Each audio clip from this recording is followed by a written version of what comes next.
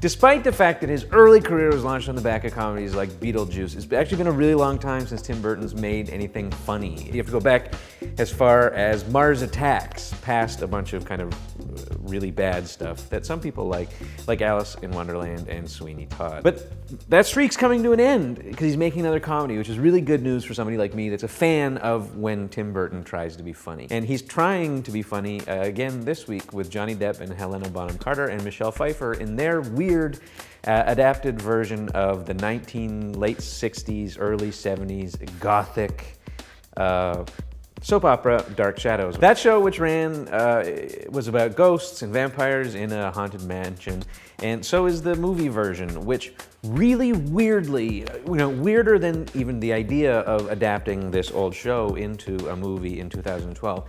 Weirdly, if you're going to do that, it's weird that they keep a lot of the soap opera elements intact. It's structured as a comedy, and certainly from the trailer, it's clear that it's made to be a comedy, and there's a bunch of funny jokes, mostly around Johnny Depp's performance as the 200-year-old vampire who's disinterred in the early 70s and doesn't know what McDonald's is. A lot of those jokes are funny, but there's not actually that many funny parts in this movie because they decided to stay loyal to the idea of making a gothic soap opera. There's a bunch of scenes in this movie that are just conversations straight out of daytime soap opera TV about who's going to do what to this business and you betrayed me and I'm going to reveal something surprising at the end of this conversation, except the thing about soaps is that they're on for an hour a day, every day. So you have this much material always to work with as a viewer. They're a very unique and effective way of doing melodrama, and the idea that you can condense that down and have that work, it's not going to work. The movie doesn't work. It's not funny enough, and the soap opera elements, even though they're well done, don't have the effect that they do in soap operas because there's not enough of it. It's too condensed and it just ends up feeling weird and boring.